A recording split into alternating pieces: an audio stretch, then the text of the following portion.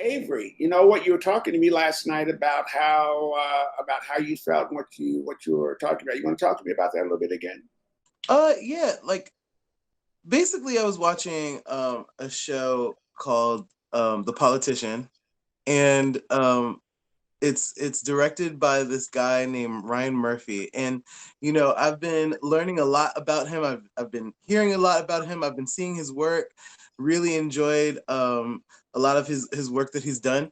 But then it was like when I just watched The Politician, I saw the ad for it. I was so excited, and then I couldn't get through the first episode. I Yeah, couldn't get through it. I saw it too, and I was kind of thought, okay, wow, another gay thing that's about white folks. That's about white people, and it's not even talking to me. In Uh, fact, I don't remember, were there any black people in there, or was there just one? I think I saw one. I think I Okay, saw one or two, usually but those are one sort of token to make it so-called inclusion or whatever. exactly, and that's just never inclusion. Right. It just never is. Um, Actually, you know what I wanted to tell you is that it's kind of like the people at the top of the pyramid. They're always seen as like normal, right? We don't need to check them because we already know who they are. When you say they, what people at the top of the pyramid? Like like white people, like people who are okay, there we go. Okay, because we don't fight flesh and blood. We fight like principalities and rules that have been in play. And so it's like, You're going to have to break that down. I understand exactly what you're talking about. With someone without a spiritual background, that doesn't relate. So let's get it into some things that people can understand, like the establishment or the the dominant. establishment the All right. establishment wants one thing to be shown. They only want one thing to be seen, and it's kind of seen like white people are just normal, like they are the standard human, The like standard. I like that the standard against everything else is measured. it's measured. Yeah. Oh God, and it pisses me off so much. It actually, I almost was crying last night because I couldn't relate to the show. Yet there was a guy who killed himself because of his sexuality, and I'm Wow. just like, I'm there, but you just won't include me. Yeah, yeah, You yeah, just won't. You just won't include me. And then it's like when I go back down to like Brooklyn for Juneteenth, it's like then I'm just not accepted because I'm a freak. And then it's like my own people tell me like, oh yeah, you're at the bottom of the pyramid. We're not worried about you right now. It's not about you right now. And it's like, oh, so I'm not black. I'm also not getting killed by the cops. Yes, I am. right. And You you know, mentioned when we spoke earlier, you mentioned something about hmm, not being part of the game or something about that we get. Oh yeah, that bench. black people are getting killed every day, queer black people getting killed every day, but you don't hear about it. No, because we're the ugly stepsister that you don't want to hear about.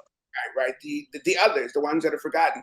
And the thing is that the black people will come out for George Floyd, but what about all the black trans women have been murdered and you hear nothing? Nothing. There's silence. There's silence. Oh well, I they were prostituting or something, so they deserved it. Yeah, well, that's their narrative. That's their narrative. But remember, I shared with you that I was part of I guess, a seminar presentation, maybe right about the time of Ferguson, called Selma to Ferguson are all black lives, do all black lives matter? And it was Mm-hmm. brought to the front that queer people, queer black people show up for events that involve black people, but black people do not show up in events that involve black queer people.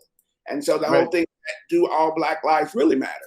So that's something that we're dealing with. You mentioned something about that you didn't feel black enough, you didn't feel queer enough on Sunday at the Well, Black at the queer liberation. I wasn't. I was like kind of like it was I think I'm using this word right, a dichotomy. It Yeah, was like it was like one half of the people there that were with the queer liberation, and also people who were just like around. It just felt like total acceptance, like I want you to live. Like I literally came here today so that you, Jayden Avery, could be okay. I came here to show my support. And then I turned around and looked in back at me, and I saw this huge sea of a crowd of people clapping and cheering for just my empowerment. And Wow. I had never, I felt like I never experienced something like that, you know? That must have been great. It was like all of their energy was like, you are great, you are, we love you, we love you. And I've never experienced that before. But then I feel like this is spirit, because it's like right after that, when I was headed home, we bumped into, we're the two Black Lives Matter marches were bumping into each other, and the other one was mostly like Caribbean, West Indian. And then that's when I started feeling like the shade. Oh, what are you here for? And you know, I had my Pan-African flag, uh, Right. and it was like, what do you even, like almost like they thought I was a cop or something. You know, like, you're not black. Like, why are you here? This isn't Right. about you. Right. And it's like, this is me. I'm right here. I'm trying to tell you that, like, I'm being killed just like you are. And honestly, this is not even about them. You know what I'm saying? It's not even, I'm sorry. It's all right. I understand. I'm trying to, It's real. It's real. It's real. it is real. And It while is you get real. your thoughts together, I want to relate something that happened like 50 years ago when I was at the University of Kansas. I was approached by the Black Student Union, and they had found out that I had pledged an integrated fraternity. It wasn't a white fraternity, but it was an integrated fraternity. And they called me into a room, and it was almost like being in front of an inquisition. They were like questioning me and drilling me about what I was doing and this, that, and the other. And I realized at that point that I was allowed to be black and queer, but I was not allowed to be queer and black. So I thought, well, wait a minute, there's something wrong with this. A lot of those people in that room were people that were in my neighborhood, at my church, who bullied me relentlessly for being queer. And I thought, I've spent all my life in your shadow trying to make you comfortable. I said, there's no way that I'm going to align myself with the Black Student Union. I cannot be fully me, which is why Yep. I chose to be with the Gay Liberation Front, because at least then I could be queer and black. It was okay. Even though I was in a minority, I felt more comfortable being with the gay people than I did with the black people, because the Right. black people made me feel uncomfortable. But that Yeah. was interesting that you were experiencing something very similar. But I thought, how dare they come to me and challenge me when they're not anywhere near what I'm trying to do? The point is that their agenda and my agenda had nothing to do with each other. So I chose what fit me. Hmm. How did that end up? Did you ever like meet with some of those kids from, did anybody from the group question why you weren't working with them? Okay, they did that in the beginning, in this meeting, they did that. I call it the Inquisition. And after I told them that I had other agenda, then we never really much had any communication until I became president of the Gay Liberation Front, and we sued the university because they denied us funding and space. So we eventually won that. But after we won that, we held gay parties at the student union. And one time, the Black Student Union called me and threatened me because I was very public. I was on Mm-hmm. radio and the student newspaper, and they called and threatened me. And I told them my address is 314 West 14th Street. There is a alley in the back. Come and meet me. Nobody showed up. So Yeah. again, the bullies that used to frighten me no longer frighten me anymore, because after my mother told me that she loved me, and no matter who I was and what I did, she still loved me. I thought, well, I don't need them. I can take on the world, and I am taking on the world because I've got her love. I've got her love. You had But something to hold on to right, say, I know for certain yeah, where I can, my supply right, of love, I know right, for certain where that comes from. So I yes, like, it's almost like when you have someone to call home, when you have people to go back to, like what you have been for me is so many times. It's like you can walk out to the world and say, I don't give a shit if you don't like what I'm doing. I am going to do this because this Yes. is who I am. And that's really important. I'm so happy that you did that. I'm so happy that you did that.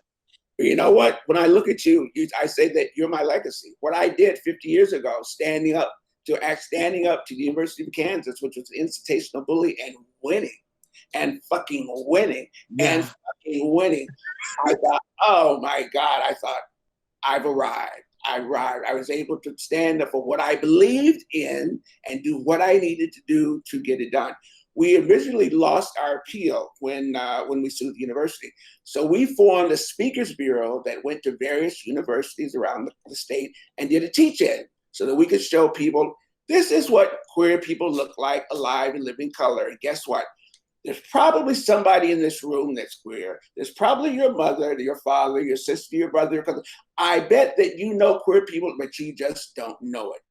In that room, Jayden, were 3 of the bullies that lived in my neighborhood that tormented me all of my childhood. When I saw them, I went right over to them, looked them in the eye, and said, yes, this is who I am, and I'm here to teach you. They were not ready for me. I know they weren't. I know they weren't. Talk about, and it wasn't so much revenge as much as it was that just writing something, just saying, okay, you know what? You all did that to me all that time ago. I can't do anything about that, but I'm definitely not going to let that keep me from being who I am now. So yes, this is who I am. Yes. Yes. Yes. You know what, Avery, that's interesting about you, when I first met you, I told you that I was attracted to your brain, because we get each other. But Yeah. we're doing something that is like missing in the gay community, is that we're intergenerational and we connect. We're intergenerational and we connect with each other. Yeah.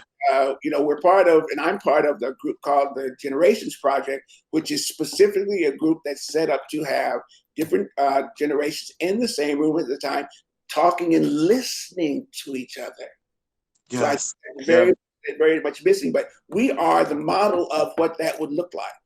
Yes, yes, we are. Yeah, we are. And I see how this is something that people actually need, because oh my God. Okay, I'm gonna talk about something that's gonna be a little convoluted, but can I just say, like, I was telling my friend the other night, and a client also, that like we have to, if you start thinking about life abstract, so nothing is personal, it's like you need to be able to see, because I've said so many times to you, it's like you are me that was born then, and I'm you that was born now.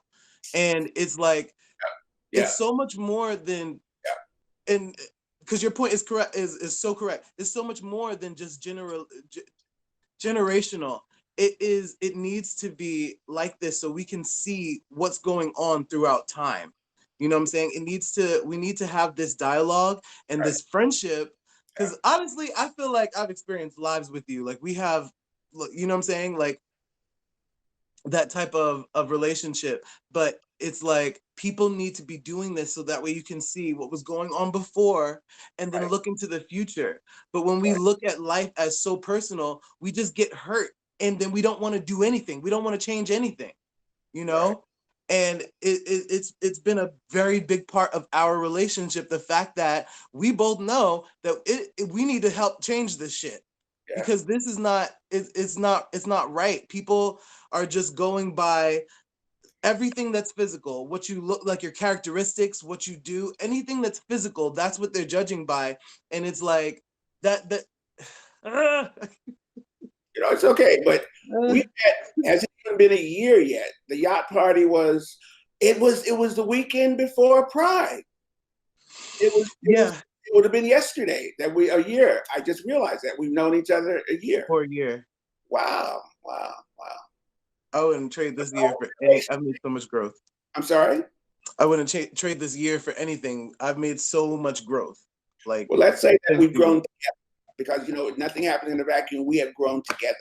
And I Together. like to share my experience with you because, like I say, you are my legacy. When I look at gay pride in 2020, 2021, that is my legacy. I had no idea 50 years ago that this is what it would come. I mean, I did it for me, of course, but to see that it affected so many, that it affected the whole fucking world, that I actually was part of something that affected the whole world.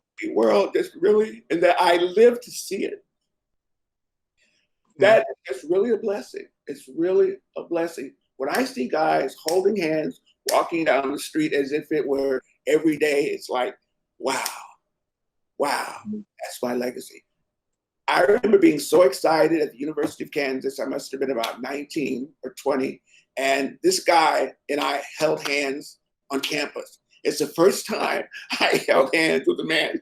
And I felt so fucking good. It's like I said, damn. And the first time I went to the Gay Liberation Front meeting, it was a room full of queer people. And I thought, I'm not alone. I'm not alone. Yeah. I'm not alone. I don't have to explain anything to anybody or justify my existence. My existence. I had found my tribe. And you don't my element.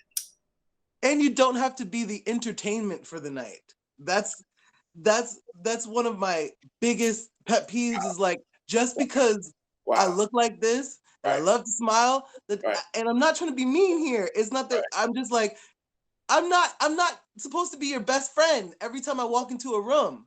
You know? I'm also not supposed to be the catty gay guy switching hair and throwing shade. I don't have to be that. No, and stop. No. And it's like they expect you to be that, and then they turn around and say that you're not good enough. You have to be benched on a regular. No one's actually interested in you, so we're just gonna take you out when we need comedy, fashion, or somebody to sing a note. Right. You know what I'm saying? And it's like, how does that make you feel? I just wish my own people could see, like, I don't think that you want me dead though. You know what I'm saying? But at the same time, it's like you saying that you are a different thing than me, then you're just leaving me at the bottom of the pyramid for whatever.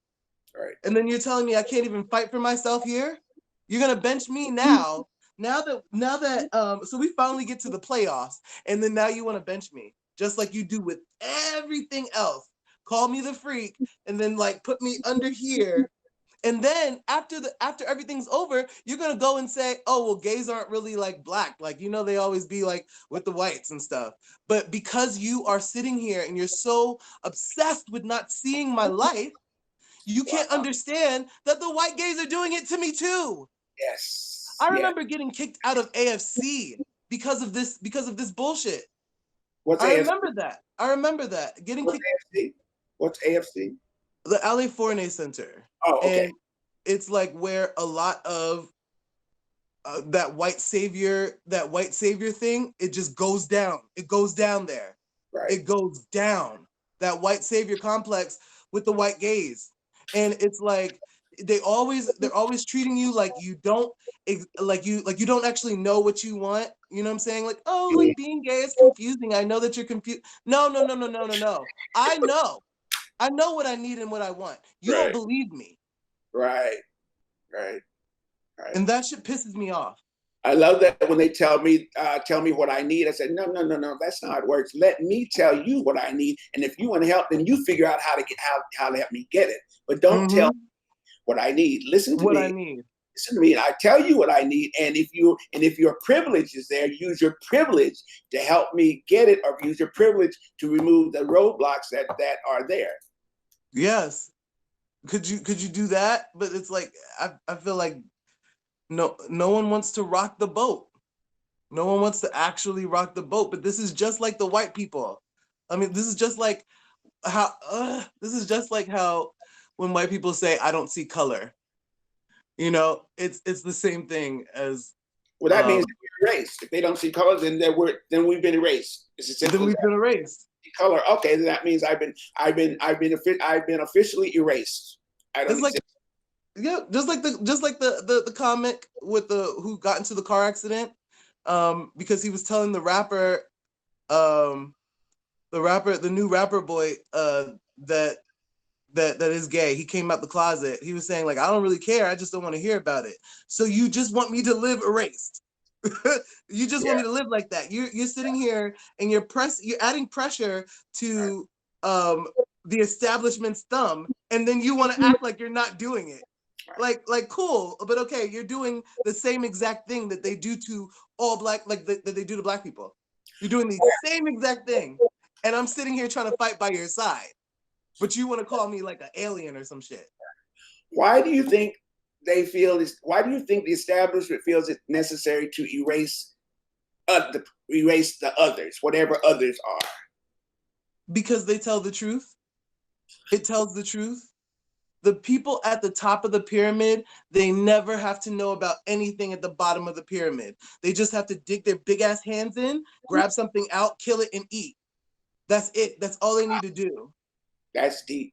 And then us at the bottom of the pyramid, we're just swimming around like, okay, I need to know about how do I escape you, you know? So we got to know everything about white and straight people and men. But we know nothing about women. We still have commercials where women are like afraid to tell their doctors that they're feeling pain. Yeah. And it's because we're so sensitive to anything that is not what we chose to be on top. Because it's not man. We don't know about a vagina. Yeah. Like, that shit is so stupid. And how about a group of men making laws about women's bodies? I mean, talk about a cognitive dissonance. I mean, that's just makes no sense. How fucking absurd. These fucking men who have no idea what it is to have a vagina, have no idea, are telling women what they should do about their bodies. That's toxic masculinity. That is a result of racial capitalism, which is the DNA of this country. Yep. It's the DNA of this country. It's the DNA upon which this country was founded. Stolen land built by free labor. Yep. This was the game plan from like the very get-go. This is all stolen. This is not, for America to be the what do they say, the city on the hill, or the light to the rest of the world. It's like, that's a real tainted light. Oh yeah. That's a real tainted light that you guys got going there. But I had spoke to one of my friends. He was actually at AFC with me, and he's from Japan, and he was saying like we through our dialogue we accomplished the fact that other countries know all about English. They know all about our presidents. They know about some of our constitutions. They have to study it on tests. But we know nothing about other countries. And why is that? And that's the arrogance and hubris of this country. We're so busy looking at our navels, gazing at our navels, that we haven't a clue of what's going on. Yet we go into other countries and tell them, you need this, you need that. But you know what? When I went to Chile as a foreign exchange student, that's when I realized that, okay, the propaganda at that time was that the government was in Chile to protect the people. When I got to Chile, one of the very first new words I learned was huelga, which meant strike. There were massive nationwide strikes going on with Anaconda Copter. Our government was in Chile to hold up and protect Anaconda Copter, not the people of Chile. So all of the wars that we've been engaged in has nothing to do with spreading democracy. It has nothing to do with anything except exploiting the people that are there and taking their resources. But we've been taught, I've been taught that we are here to help other people, that we do all these wonderful things for other people. Well, that's a lie from the pit of fucking hell. Mm-hmm. Mm-hmm. We are the most aggressive, warmongering state, a nation probably in history. We've got more arms. We've created more arms, to destroy people than anybody. And we not only that, but we have a fucking stockpile. Have a fucking stockpile. What does that mean?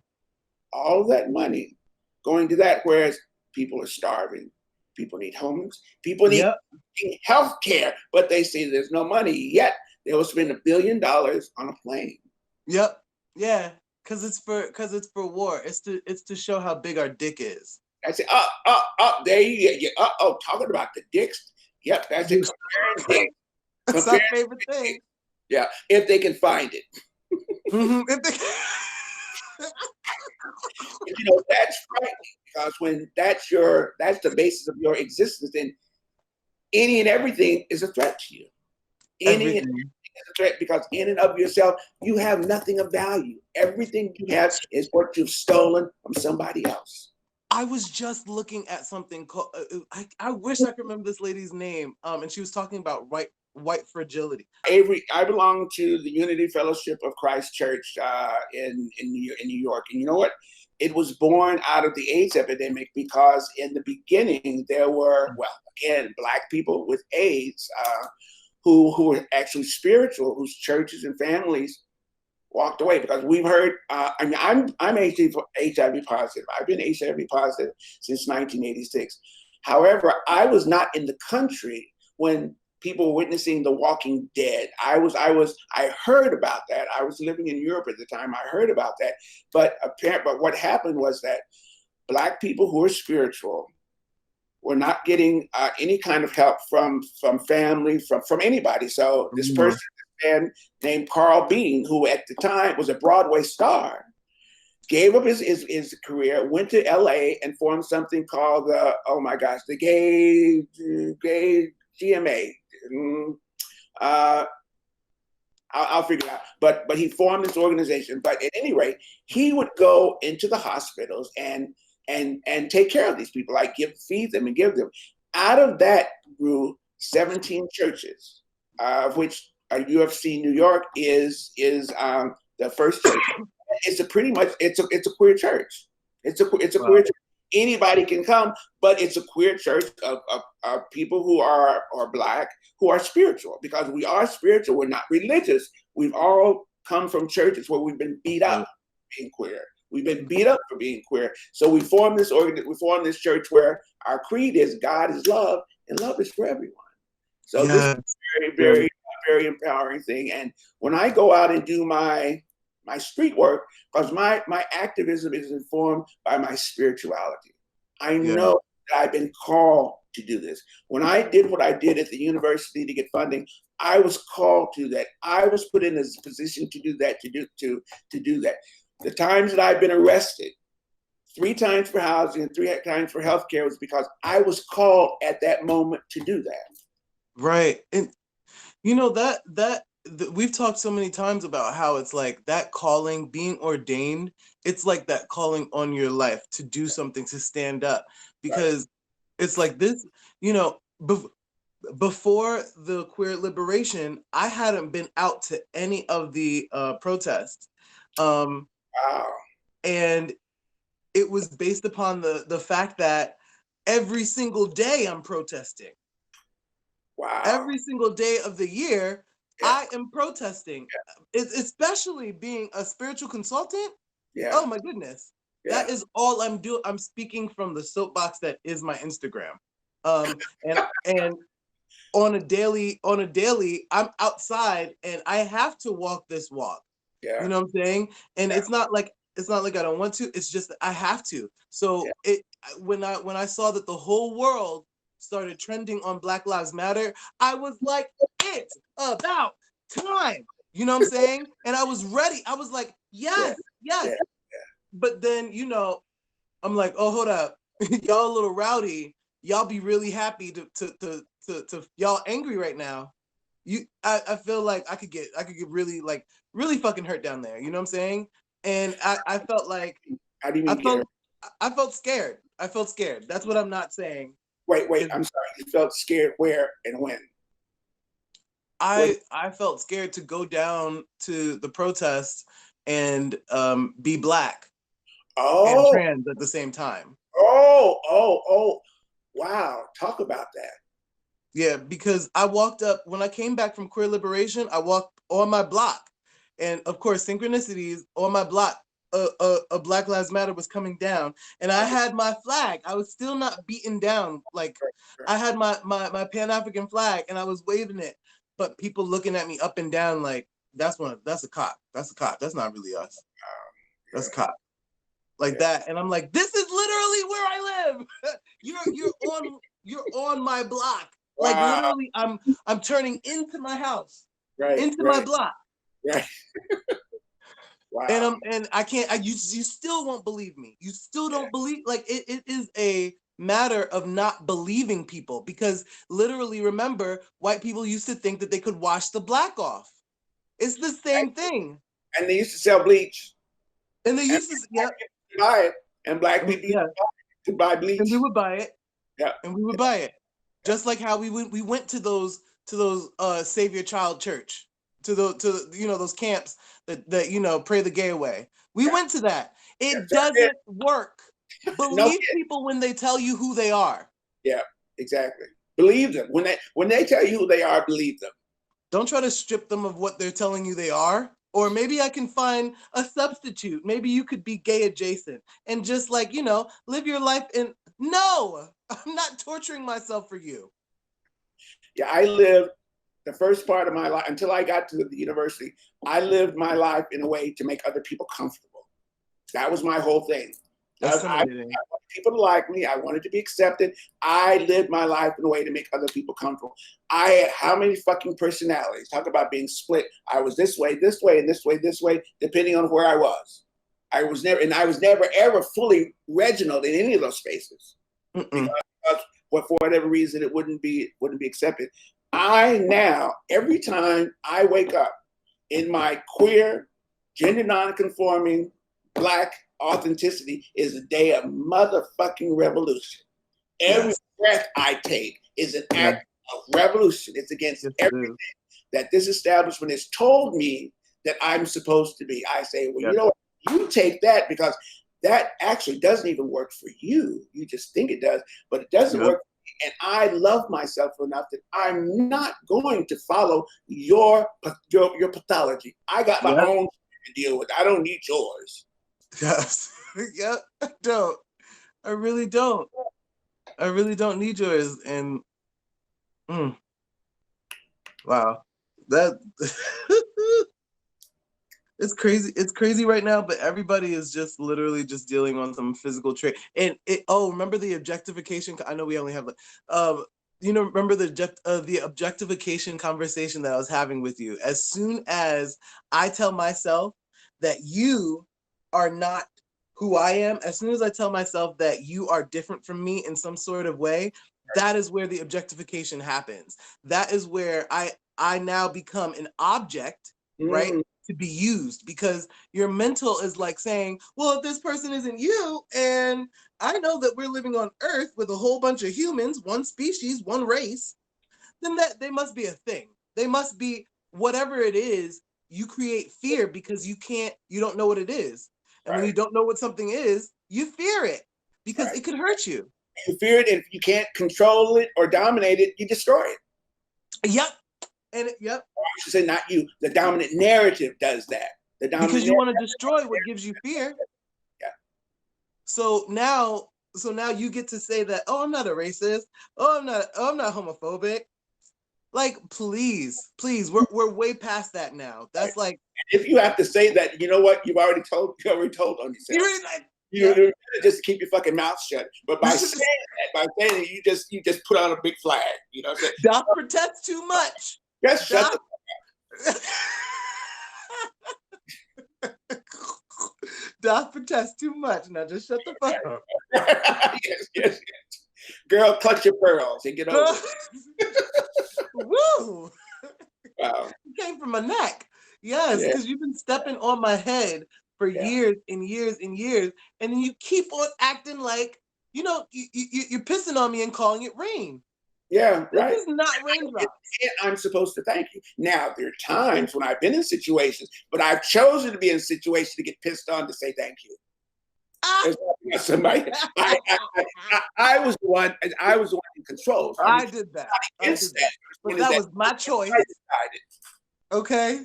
And that was not now. No. And you're not the one. And you're not the fucking one. You have to be the one to do it. Like if yeah. Like don't think that I want you just because you got a dick. Well, don't think that. Don't fly. I'm wrong. Love it when so-called straight men are looking at me as if they're worried I'm going to get them. I'm saying, you know what, boo? Don't flatter yourself. Yes, I'm attracted to men, but you know what? I do have some taste. A man I'm interested in whatever you have. I mean, it's just like, it don't work like that. But you see, any men, that's how they look at women. Yeah. And because of that's the way they look at women, they think that people who aren't them look at them that way. I have to say this one thing. I think I've told you this before. Remember when I was telling you about that client? I spoke to her and she was like, you know how boys grab their dicks, all the time. So when she sleeps, she grabs her vagina. Okay. Don't you know her boyfriend won't stop thinking that she's cheating on him because he thinks that she's masturbating at night in her sleep. Because why? She is an object. She is an object to him. And she's an object that's not allowed to enjoy herself without him. Whoa. Whoa. What? Touching your vagina? What's the only thing that you touch your vagina is a penis. Yeah. Yeah. It's real nasty. And these people are in relationships telling each other that they care and love for each other. So our society is not telling truth 100. No. So I feel like everybody needs to feel like, hold up, where am I playing the game at? Where am I diving into Big Brother and being Big Brother, taking on that role? Where is it? Question and challenge every goddamn fucking thing. Yep. And if it does not work for you, then stop doing it. Stop doing it.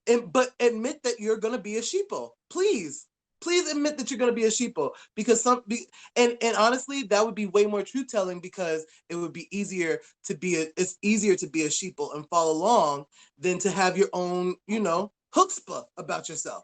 Because that's a full-time job. Being authentic is a full-time job. But it's a full-time job. Because having lived an inauthentic life for so long, there's no way in hell I'm going to go back to being inauthentic to make somebody else comfortable. That ain't gonna work. That's no. That's why I was born. I was not born to do that. I was born to be authentically Reginald. I'm doing something that without which the world would not be the same. There's something that only I can do. There are voices. There are people waiting to hear what only you can say, Avery. I could tell them, but they won't hear it from me, but they'll hear it from you. We all have something that we are specifically here to do that nobody else can do. And if I'm not doing that, I'm cheating the universe. And I was not created to cheat the universe. I was created to make the universe full better. So thank you so much for sharing with me. No problem. Thank you. I had so much fun. All right. We always do this. This is our conversation. I was telling Paul that we never chit-chat. From the very first time we met, we've connected. Yeah. Oh my. First time Paul, ever. We never chit-chatted. We never chit-chatted. It's always deep conversation, because anything else is just a waste of time, especially when you know what you want to talk about. Yeah. You've given me the strength to tell my friends about that, about chit-chatting and not actually saying what you actually mean. Okay. All right. Yeah. That makes me feel good. And it lets me know that my life is not in vain in what I'm doing. I'm passing on what's been You're given. needed. You are a crucial point. I am the embodiment of the ancestors. I'm the answer to their prayers. Yeah. I'm the answer to their hopes and dreams. Yes, There's you are. no way I cannot be authentic. For all the stuff that the ancestors went through, they saw me. They saw me. They saw me. They were praying. They saw me. So I have to, I owe it to them. I owe it to them to be all that I can be all the time in all places. Your voice. And that's just it. That's just it. Because I come from real strong stock. Yes. People did not give up, could not be defeated no matter what they went through. Could never be defeated. If nothing else, we have survived. We survived and thrived, and guess what? We ain't going nowhere. Nowhere. Right, right here. Okay. Right here. It's not something that can be cleansed. Sorry. No. Sorry. No, can't do it. Can't do it.